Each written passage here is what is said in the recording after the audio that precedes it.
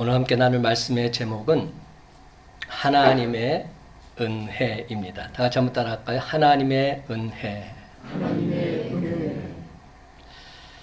우리 인간이 이 세상을 한평생 살아갈 때 가장 소중한 것이 하나 있다면 그것은 과연 무엇일까요? 돈, 건강, 행복, 명예. 물론 불신자들의 눈에는 이런 것들이 그 무엇보다 가장 소중하게 보일 수 있습니다. 그러나 적어도 전능하신 하나님을 믿는 우리는 다르게 대답해야 합니다. 그것은 다름 아닌 바로 이 대답입니다. 이 모든 것은 하나님께서 하셨습니다. 하나님의 은혜입니다. 사랑하는 성도 여러분, 하나님으로부터 놀라우신 은혜를 받고 살아가는 것, 이것이 가장 잘 사는 길이요, 행복하게 사는 길이요, 보람되게 사는 길인 줄 믿으시기 바랍니다. 우리 인간은 참 연약합니다. 한계가 있습니다. 그렇습니다, 여러분. 오늘날 우리가 가지고 있는 육체의 힘이나 정신적인 힘이나 어떤 과학적인 힘이라 할지라도 모두가 다 한계가 있습니다. 우리 인간의 노력으로 뭔가 되는 것 같지만 실상은 이 모든 것이 하나님의 은혜임을 고백할 수밖에 없는 것입니다. 그런데 여러분이 오늘에 이르게 된 것이 혹여 여러분의 노력과 열심으로 된 것이라 그렇게 믿지는 않으십니까? 아니지요. 결코 그렇지 않습니다. 하나님이 베푸신 은혜임을 분명하게 깨달아 아시기 바랍니다. 부모 잘 만난 덕이라고요? 배우자 잘 만난 덕이라고요? 아닙니다. 세상 사람들은 그렇게 말할지 몰라도 우리 크리스천만큼은 이렇게 말해야 됩니다. 하나님의 은혜입니다. 하나님의 전적인 은혜입니다. 여러분, 사람이 사람을 의지해서 얻는 도움에는 한계가 있습니다. 어떤 도움을 받아도 그 도움이 완전한 도움이 되지 못하기에 항상 부작용이 따르기에 마련입니다. 그러나 하나님의 은혜는 전혀 부작용이 없습니다. 하나님의 은혜는 아무리 많이 받아도 평생을 받는다 할지라도 짐이 되기는커녕 오히려 기쁨과 감격이 넘쳐나게 되어 있습니다. 그렇습니다. 하나님은 우리를 끝까지 도와주십니다. 잠깐 우리를 돕는 것이 아닙니다. 영원히 우리를 도와주시고 변함없이 우리를 도와주시며 풍성한 은혜로 우리를 도와주십니다. 지금 우리는 매일 밤 주님제에 나와서 다니엘 기도를 통해서 많은 은혜를 받고 있습니다. 지난 한 주간 다니엘 기도를 통해서 저에게 강력하게 주셨던 말씀은 이 모든 것은 하나님의 은혜입니다. 바로 이 말씀이었습니다. 지난 한 주간 동안 계속 하나님의 은혜입니다. 하나님의 은혜입니다. 하나님의 은혜입니다. 모든 강사분들이 그렇게 말씀하시더라고요. 얼굴에 붉은 점을 지니고 태어나서 부모에게 버림받았던 김희아 자매가 25살이 되어서 뜻하지 않게 얼굴에 악성 종양까지 생깁니다. 그래서 대수술을 받게 되었지요. 그 순간 그녀는 이렇게 하나님께 기도드립니다. 하나님 감사합니다. 이 모든 것은 하나님의 은혜입니다.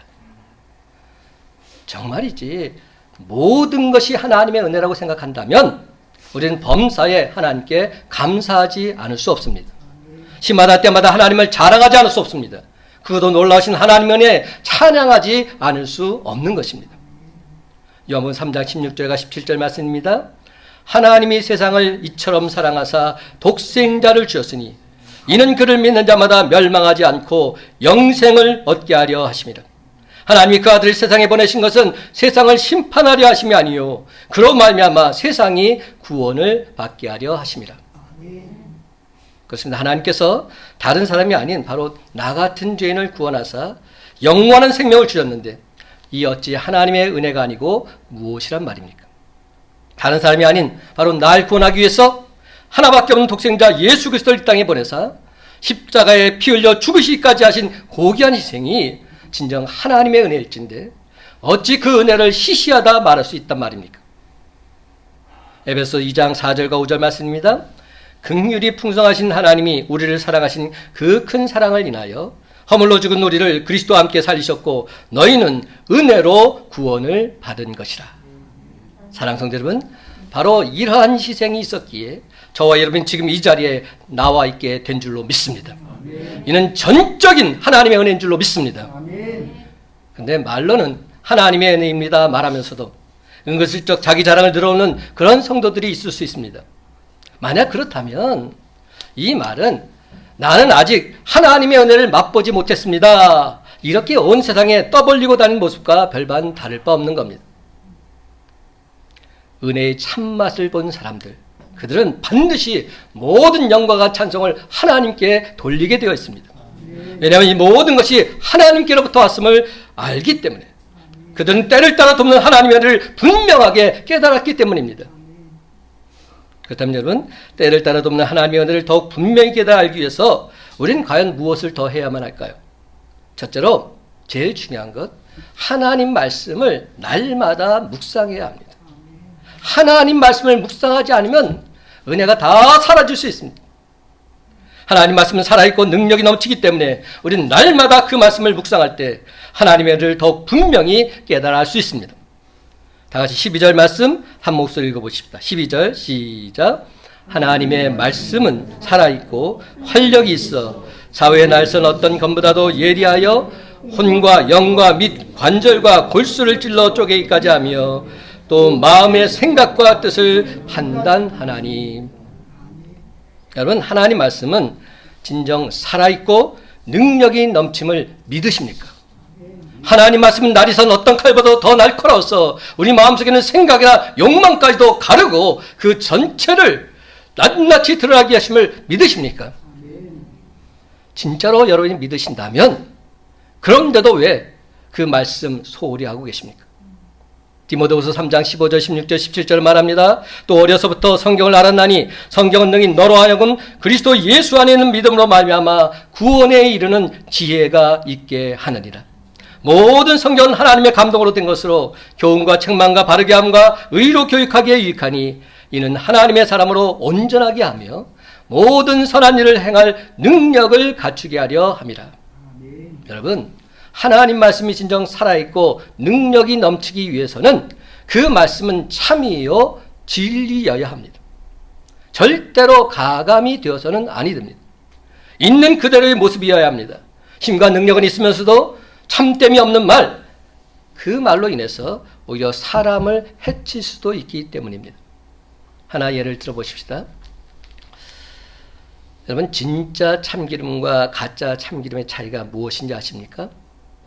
아니, 그보다 먼저 가짜 참기름에는 참기름이 들어갈까요? 안 들어갈까요? 전혀 안 들어갑니까? 아니죠. 참기름으로 가득 차 있습니다. 참기름으로 가득 차 있기는 한데 약간의 다른 이 물질이 그 참기름 속에 들어가 있는 것, 이게 문제인 겁니다. 90%는 참기름인데 나머지 10%는 참기름이 아니라는 것, 여기에 문제가 있는 것입니다. 이런 예는 우리 주변에서 너무나도 쉽게 찾아볼 수 있습니다. 요즘 우리 차량 기름값이 많이 올라서 정부에서 특단의 조치를 취해서 지금 엊그제부터 내렸다고 말을 하는데, 그러다 보니까 자꾸만 가짜 휘발유 문제가 발생합니다. 가짜 휘발유. 또 요즘 대통령 선거를 앞두고 가짜 뉴스가 판을 치고 있습니다. 가짜 뉴스. 이러한 것들은 진짜와 살펴보면 별로 큰 차이를 발견할 수 없습니다. 하지만 그것은 분명 속인 것이요, 거짓이요, 가짜입니다. 요즘은 가장 정직해야 할 매스컴에서조차도 가짜가 판을 치고 있습니다. 조작과 왜곡 시비가 끊이지 않고 급기야 시청자를 속이는 것을 컨셉으로 한 그러한 프로그램까지 등장합니다. 페이크 프로그램이라고 말합니다. 그래서 많은 연예인들이 도중에 하차하는 일도 벌어지고 있지요. 그렇다면 여러분, 다시 묻습니다. 우리들이 읽는 하나님 말씀은 참입니까? 거짓입니까? 참입니다. 진짜입니다. 그것도 100% 순도를 보증하는 알짜배기 말씀입니다. 사무엘하 7장 28절 상반절은 말합니다. 주 여호와여, 오직 주는 하나님이시며 주의 말씀들이 참되시니이다. 주는 하나님이시고 주의 말씀은 참되다 노래하고 있습니다. 사랑하는 성도 여러분, 하나님 말씀이 진정 참된 말씀이라면 그 말씀은 우리의 실상을 보여줄 수 있어야 합니다. 왜냐하면 오직 참된 것만이 만물을 있는 그대로 비추는 거울일 수 있기 때문이지요. 다 같이 13절 말씀이 그러한 내용입니다. 13절 시작. 지으신 것이 하나도 그 앞에 나타나지 않음이 없고 우리의 결산을 받으실 이의 눈앞에 만물이 벌거벗은 것 같이 드러나느니라. 아멘. 이처럼 하나님 말씀이 온전한 거울이 되기에 우리는 말씀 속에서 우리의 추악한 실체를 발견해서 그 말씀으로 우리를 가꾸어 감으로 온전한 하나님의 사람으로 세워져 가는 것입니다. 그러므로 사랑하는 성도 여러분, 우리는 날마다 하나님 말씀을 먹어야 합니다. 먹더라도 평생도록 먹어야 됩니다. 참으신 하나님 말씀을 날마다 평생도록 먹음으로 때를 따라 돕는 하나님의 은혜를 온전히 맛보며 살아가는 저와 여러분의 복된 삶이 다 되시기를 예수님의 이름으로 간절히 축원합니다. 두 번째로 우리가 때를 따라 돕는 하나님의 은혜를 만끽하기 위해서는 예수 그리스도 주님을 날마다 바라보아야 합니다. 그렇습니다. 예수를 바라보아야 합니다. 예수님은 누구십니까? 오늘 본문에 보면 큰 대제사장이 있다. 하나님의 아들이시다 말씀합니다. 일본 야쿠자였다가 예수 믿고 목사가 되신 분이 이렇게 간증하는 걸 제가 들었어요. 그분이 한마디로 이렇게 말하더라고요. 예수 사마와 왓다시노 오야봉 데스. 무슨 말인지 아세요? 사마가 무슨 뜻이에요? 사마. 여러분 겨울 연가할 때 배용준을 해서 일본 사람이 뭐라고 그러죠? 용사마 이렇게 불러요. 그러니까 용사마라는 거예요. 사마는 상의 존댓말입니다. 누구누구 씨 이렇게 안 하고 누구누구 님 이렇게 말하는 거예요. 그러니까 예수 사마는 예수님. 왓다시노가 뭡니까? 나의 오야붕 뭐죠? 두목이십니다. 예수님은 나의 두목이십니다. 이렇게 고백하더라고요. 얼마나 멋진 고백입니까? 그렇습니다. 예수님은 저와 여러분의 오야붕이 되십니다. 다 같이 14절과 15절 말씀 한 목소리 있습니다. 시작. 그러므로 우리에게 큰 대제사장이 계시니 승천하신 이 곧 하나님의 아들 예수시라. 우리가 믿는 도리를 굳게 잡을지어다. 우리에게 있는 대제사장은 우리의 연약함을 동정하지 못하실 리가 아니요 모든 일에 우리와 똑같이 시험을 받으신 이로되 죄는 없으시니라. 아멘. 근데 여기서 우리의 연약함을 동정하지 못하실 리가 아니요, 이 말은 우리가 너무 잘 아는 말인데 무슨 뜻이죠? 부정의 부정은 뭡니까? 부정의 부정? 아니요. 강한 긍정입니다. 단순한 긍정이 아닙니다. 강한 긍정입니다. 우리의 연약함을 엄청나게 동정하시는 분이라는 말씀입니다. 그렇다면 여러분, 동정의 뜻은 무엇입니까? 동정하다는 말이 영어로는 sympathize라고 표현되어 있어요. 공감하다 이런 뜻입니다. 그런데 sim이라는 이 어근은 with 또는 together, 그러니까 함께라는 뜻이고요. pass라는 말의 어근 feel이라는 뜻입니다. 느낀다. 그렇다면 우리가 믿는 예수님은 우리의 연약함을 엄청나게 함께 느끼시는 분이시다. 이렇게 고백하고 있는 겁니다. 왜 이렇게까지 예수님께서 우리의 연약함을 공감해 주실까요? 예수님께서 몸소 다 겪으셨기 때문입니다. 예수님께서 친히 다 담당하셨기 때문입니다. 그렇습니다. 예수님께서 직접 겪으신 것을 생각해 볼 때 불쌍히 여기는 마음이 들지 않는 겁니다. 그래서 우리를 정말로 사랑하지 않을 수 없는 겁니다. 그러므로 우리는 바로 그 예수를 날마다 바라보아야 합니다. 우리를 공감하신 바로 그 예수님께 날마다 우리의 얼굴을 돌려야 합니다. 사랑하는 성도 여러분, 우리가 예수님을 바라봐야 하는 분명한 이유가 있습니다. 예수님은 바로 저와 여러분을 도와주실 대제사장, 큰 제사장, 왕제사장이시기 때문입니다. 베드로전서 2장 9절 말씀입니다. 그러나 너희는 택하신 족속이요 왕같은 제사장들이요 거룩한 나라요 그의 소유가 된 백성이니 이는 너희를 어두운 데서 불러내어 그의 기이한 빛에 들어가게 하신 이의 아름다운 덕을 선포하게 하려 하심이라. 그렇습니다. 하나님께서는 우리들을 왕같은 제사장으로 불러주셨습니다. 왕같은 제사장이 뭡니까? 왕은 아니라는 겁니다. 오해하지 마십시오. 근데 많은 사람들은 내가 왕이다 이렇게 말합니다. 아닙니다. 왕같은 제사장으로 불러주신 겁니다. 누가 진짜 왕이십니까? 예수 그리스도. 주님이 진짜 왕이십니다. 제사장 중에 제사장, 바로 왕제사장이 예수 그리스도이십니다. 그럼 여러분, 은혜의 보좌 앞에 나가서 왕제사장이신 예수 그리스도께 온전히 메어 달리시기 바랍니다. 예수님, 나를 불쌍히 여겨 주옵소서. 예수님, 제발 나를 도와주옵소서. 예수님, 제발 나를 도와주시옵소서. 그러므로 사랑하는 성도 여러분, 오늘 시간 나를 동정하신 주님 앞에 나아가서 나를 불쌍히 여겨달라고 기도드릴 때 내가 내게 무엇을 해주기를 원하느냐, 주님의 음성을 듣고서 때를 따라 돕는 하나님의 은혜를 만끽하며 살아가는 저와 여러분의 복된 삶이 다 되시기를 예수님의 이름으로 간절히 축원합니다. 세 번째로, 때를 따라 돕는 은혜를 얻기 위해서 우리는 날마다 은혜의 보좌 앞에 나아가야 됩니다. 그렇습니다. 은혜의 보좌 앞에 담대히 나아가지 않으면 아니 되는 것이죠. 16절 말씀 다 같이 함께 있습니다. 16절입니다. 시작. 그러므로 우리는 동일하심을 받고 때를 따라 돕는 은혜를 얻기 위하여 우리의 보좌 앞에 담대히 나아갈 것입니다. 아멘. 그러므로 우리는 긍휼하심을 받고 때를 따라 돕는 은혜를 얻기 위하여 은혜의 보좌 앞에 담대히 나아갈 것이니라. 여러분, 비등점, 임계점이라는 말을 아시지요? 어떤 내용입니까? 물은 몇 도에 끓습니까? 100도가 되어야 팔팔 끓습니다. 99도가 되어도 물은 끓지 않습니다. 이게 비등점입니다. 임계점입니다. 우리가 열심히 기도했습니다. 그런데도 아무런 변화가 보이지 않습니다. 아직 비등점이 되지 않았기 때문입니다. 아직 임계점이 되지 않았기 때문입니다. 그렇습니다, 여러분. 우리는 100도가 돼서 물이 팔팔 끓을 때까지, 응답받을 때까지 참고 인내하면서 말씀과 기도의 자리를 지켜나가야 합니다. 예배와 찬양의 자리에 있어야 하는 것입니다. 은혜의 보좌 앞에 담대히 나아가야 하는 것입니다. 은혜의 보좌에서 끝까지 자리를 지키면서 하나님 말씀을 듣는 중에, 기도하는 중에, 찬송을 부르는 중에 하나님의 은혜를 온전히 체험하게 될 줄로 믿습니다.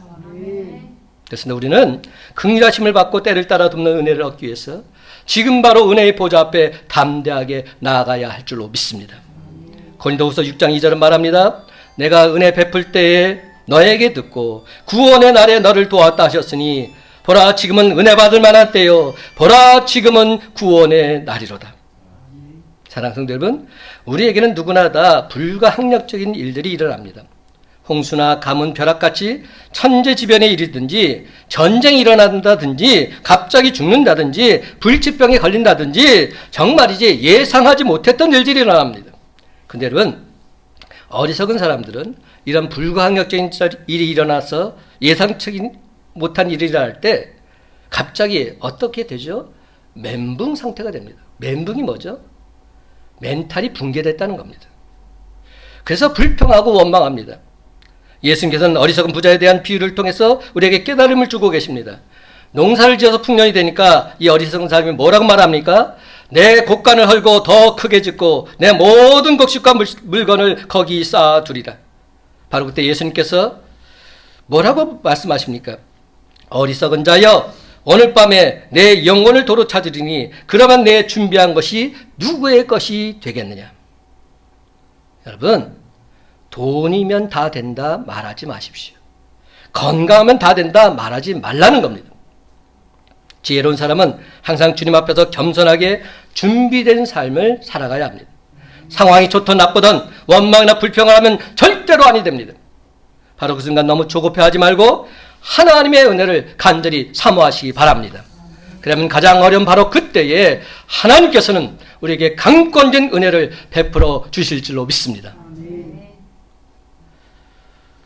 저는 지난 한 주간 동안 다니기를 통해서 나오신 강사님들로부터 계속 이 은혜라는 말씀을 들을 때마다 저 자신을 되돌아보게 되었어요.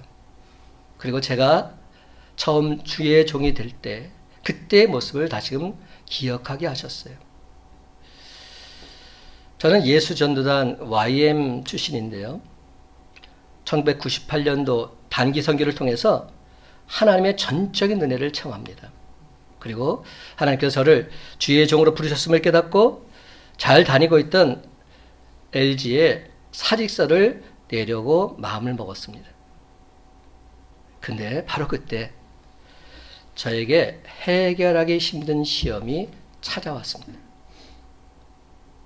그 당시 저는 전국 특이학점을 총괄하는 특판팀장이었는데요. 1억 7,600만 원이라는 장기 미수채권 추석 이전에 반드시 회수해 오라, 이런 명령이 저에게 떨어진 겁니다. 솔직히 그것이 장기 미수채권이 된 데에는 회사의 책임이 더 컸습니다. 판매한 물품의 하자가 발견되어서 거래처에서 대금 지불을 유예하고 있었기 때문이죠. 그런데도 회사를 위해서 그 물품 대금을 수금해 와야만 했습니다.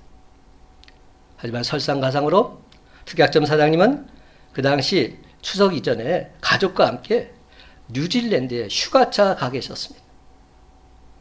저는 뉴질랜드로 장거리 통화를 했습니다. 사정과 형편을 말씀드리고 제가 지금 포항으로 내려갈 테니까 제발 부장에게 잘 말해달라 간곡히 부탁해 드렸습니다.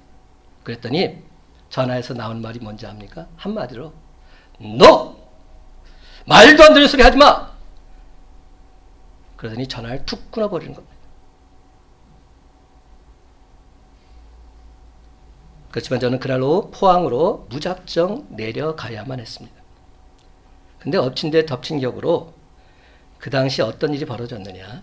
이 포항 지역에 상상을 초월할 수 없는 폭우가 내렸습니다.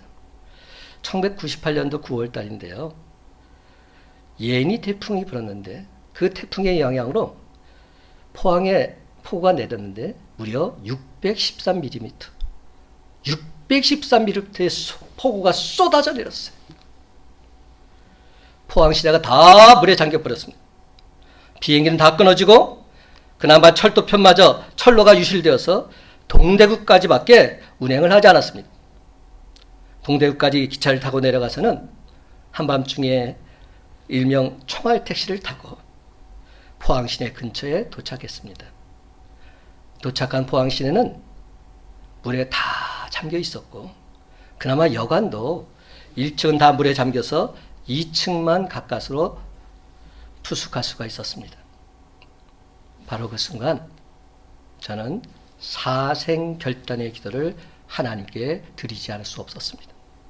하나님, 지금이 바로 하나님이 은혜를 베풀어 주실 때입니다.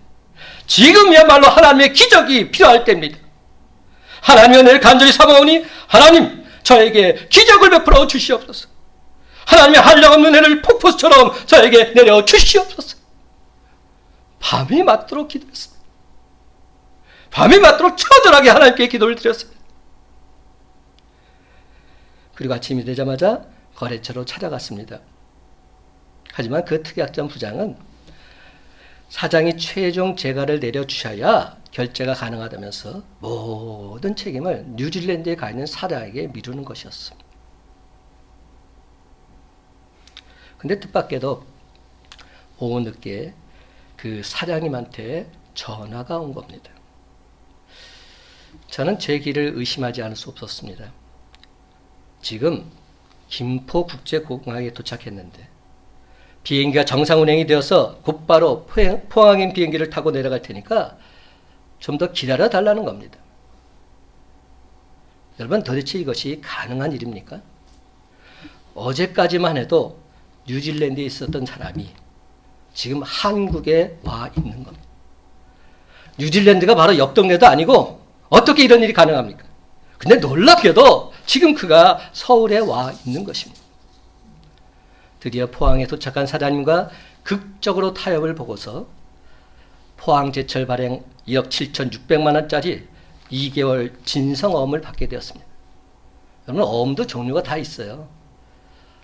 포항제철 어음은 절대로 부도가 나지 않습니다. 그게 진짜 어음인 거죠. 그 순간 얼마나 기쁘던지요. 얼마나 감사하던지요. 저는 하나님께 감사의 기도를 드렸습니다. 하나님, 감사합니다. 이 모든 것은 하나님의 은혜입니다. 모든 일이 다 마무리된 후에 도무지 저 자신이 믿기지 않아서 사장님께 한번 물어봤어요.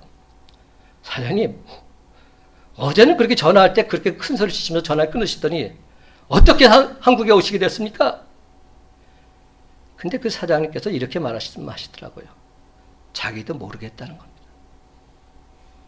저와 전화를 끊자마자 가족은 그대로 뉴질랜드 땅에 그냥 남겨두고서 자기만 부랴부랴 한국에 먼저 오게 되었다는 겁니다. 누가 하셨습니까? 하나님께서 하셨습니다.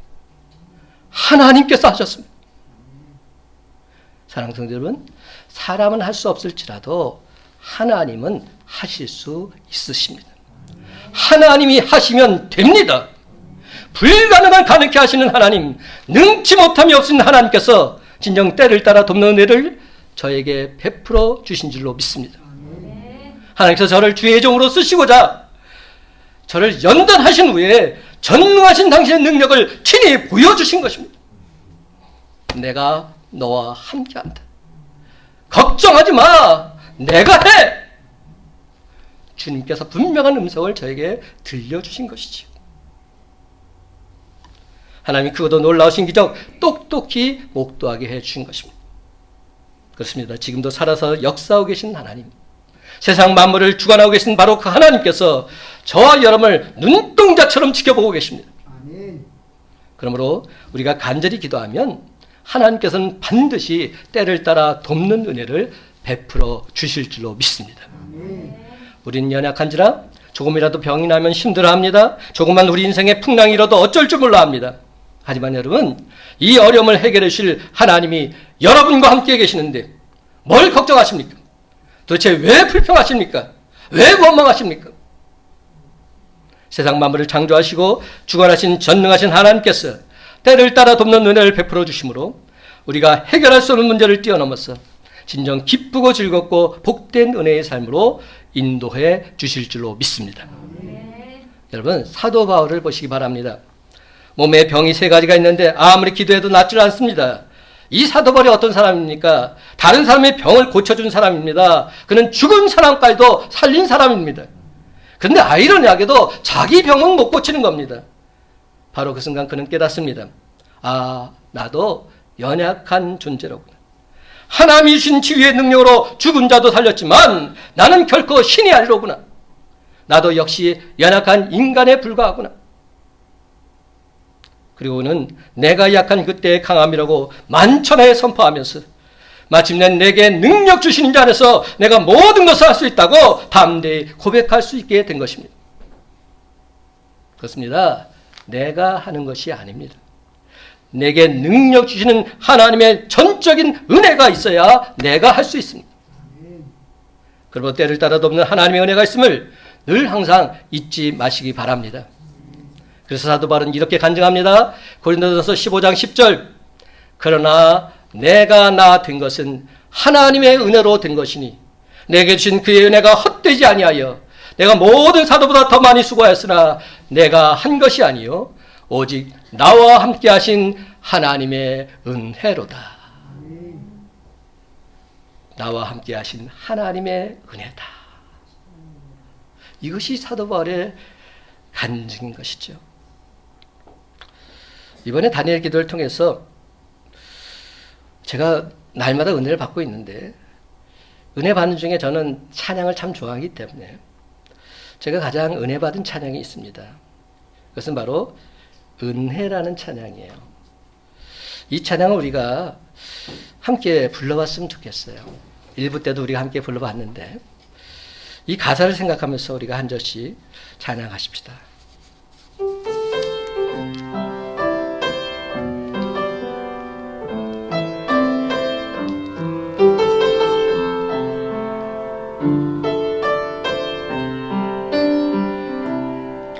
내가 누려왔던 모든 것들이 내가 지나왔던 모든 시간이 내가 걸어왔던 모든 순간이 당연한 것 아니라 은혜였소. 아침 해가 뜨고 저녁에 노을 봄의 꽃향기와 가을의 열매 변하는 계절의 모든 순간이 당연한 것 아니라 은혜였소. 큰 것이 은혜, 은혜,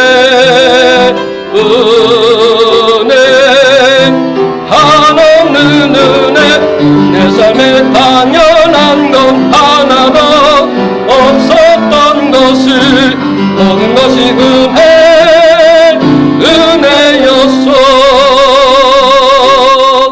내가 이 땅에 태어나 사는 건 어린아이 시절과 지금까지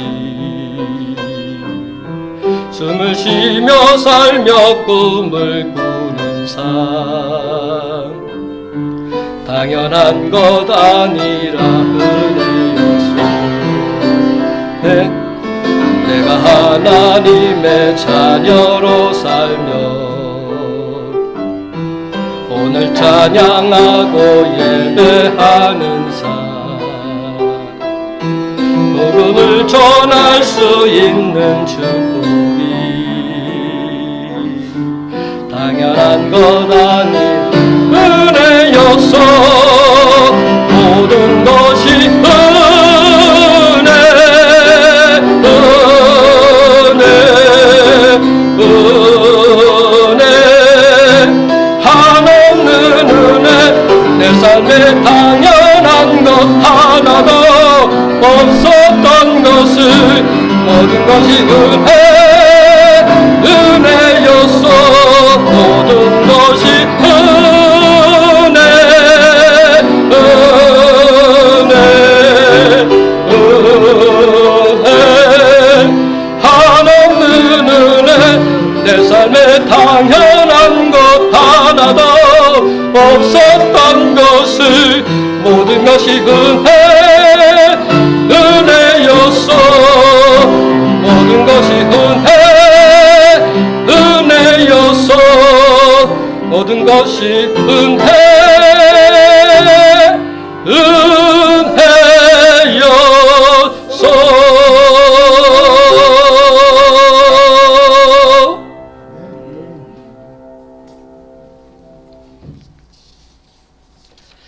그렇습니다. 내가 누려왔던 모든 것들이, 내가 지나왔던 모든 시간이, 내가 걸어왔던 모든 순간이 당연한 것이 아닙니다. 다 하나님의 은혜였음을 고백합니다. 이제 말씀을 맺습니다. 사랑하는 성도 여러분, 날마다 하나님 말씀을 묵상하면서 우리의 연약함을 동정하시는 예수 그리스도, 우리 주님을 바라보시기 바랍니다. 그리고 지금 이 주님을 만날 바로 그때임을 믿고서 은혜의 보좌 앞에 담대하게 나아가시기 바랍니다. 그렇습니다. 여러분, 이제부터는 때를 따라 덮는 하나님의 한없는 은혜를 날마다 체험하면서 범사에 하나님께 감사와 찬송을 올려드리는 저와 여러분의 복된 삶이 다 되시기를 예수님의 이름으로 간절히 축원합니다.